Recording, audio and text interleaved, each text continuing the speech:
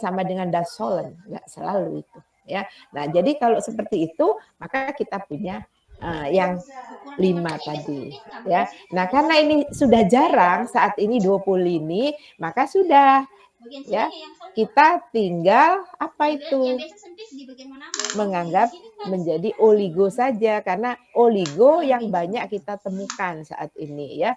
Tadi saya sebut beberapa industri, contohnya otomotif, elektronik ya kan, itu steel ya, baja ya, atau yang lain ya, farmasi masih Pak. Jadi silakan ya perusahaan-perusahaan raksasa ya kan. Kalau kemarin kita bukan kecil kan, perusahaan farmasi itu kaya loh ya.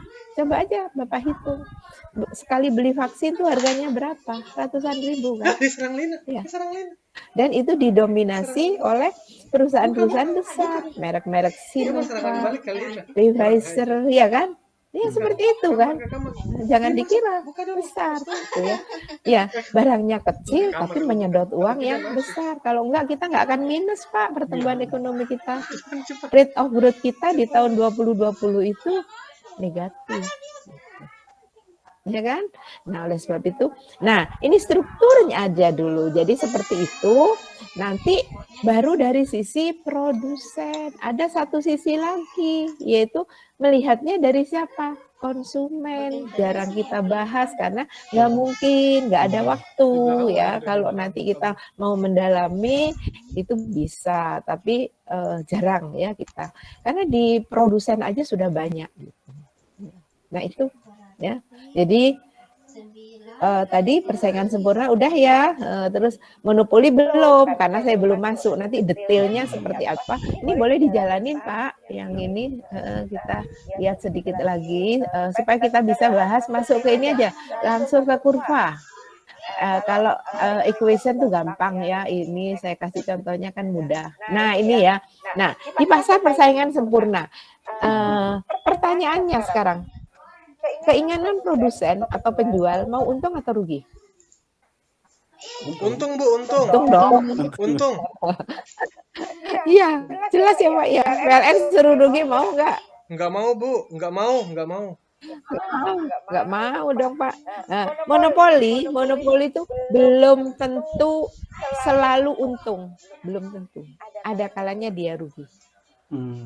Kapan? Nanti kita bahas pada waktunya ya, nggak usah sekarang.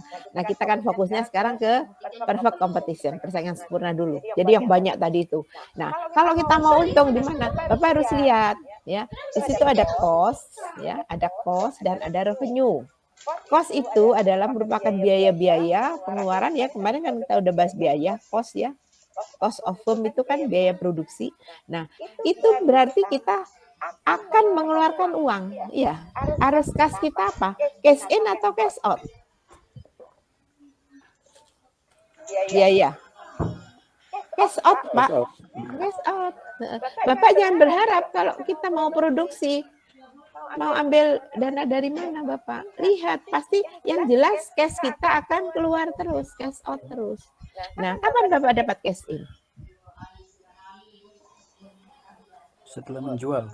Setelah memproduksi jadi ya, produksi dulu kan, sebelum ke kos kan ada produksi yang kita rencanakan itu jadi, terus barang Anda diterima oleh pasar, betul nggak? Anda buat tapi nggak diterima oleh pasar, di mana tempatnya? Penunggunya gudang dia itu. Nggak boleh Pak itu. Nggak boleh. Jadi kalau Anda memproduksi, makanya produksi itu lihat apa yang diminati oleh pasar. Karena apa yang diminati oleh pasar itu memunculkan demand. Ya, karena ada demand, Bapak jawab dengan supply. Gitu. Ya itu aja. Ya.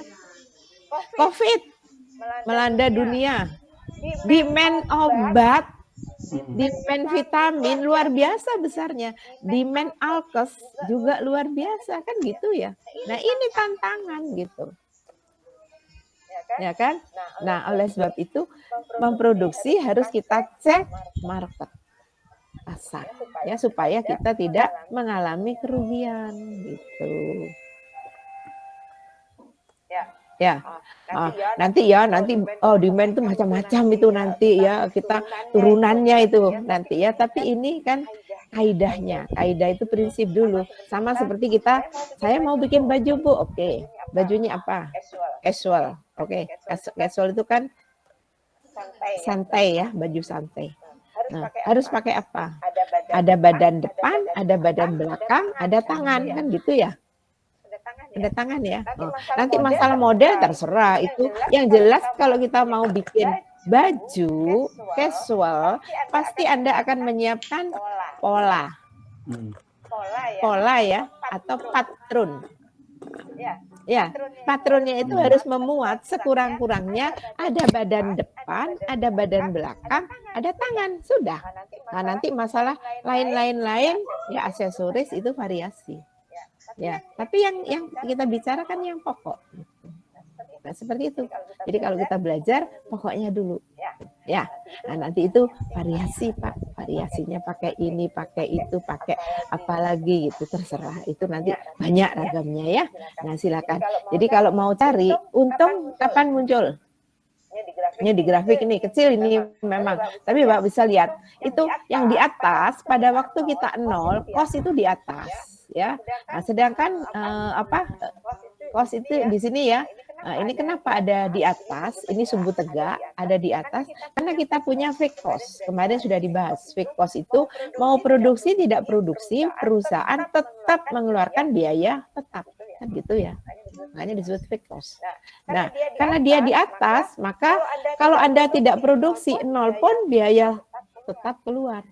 Ya, nah total cost menjadi apa? Nah, cuman kalau kita nggak produksi berarti biaya variabel nggak ada.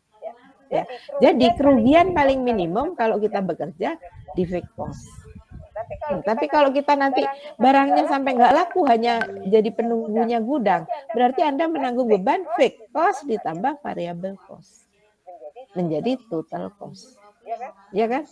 Nah, ini kan sudah kita kan, sudah diimplementasi. Demand tahu, production tahu, cost tahu, ya tinggal dimainin. Masuklah kita di dalam pasar saat ini. Ya. Ya kan? Yuk teman-teman. Sudah tahu ya. Nah, berarti revenue itu ya. Kapan muncul revenue? Kalau perusahaan kita sudah memproduksi. Artinya sudah menghasilkan barang, ada output di situ. Outputnya harus apa? Sesuai dengan apa yang dikehendaki oleh konsumen. Jadi jangan membuat sesuatu yang tidak diminati oleh konsumen. Nggak laku nanti. Ya, kan kita bersaing. Ya. Barang yang sama, konsumen bebas memilih itu. Ya kan?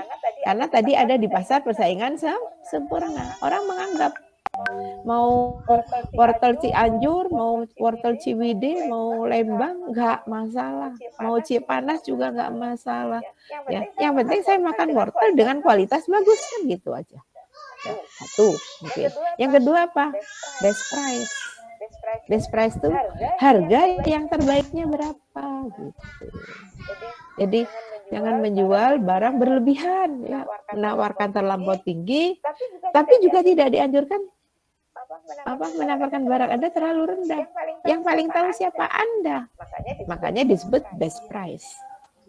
Ya, harga yang paling tepatnya itu berapa? Kalau saya ngasih mutu sekian, saya jualnya berapa gitu. Yang paling tahu mutu siapa? Anda kan? Produsen ya. Karena yang menetapkan mutu adalah produsen. Nanti yang nguji mutunya seberapa? Konsumen.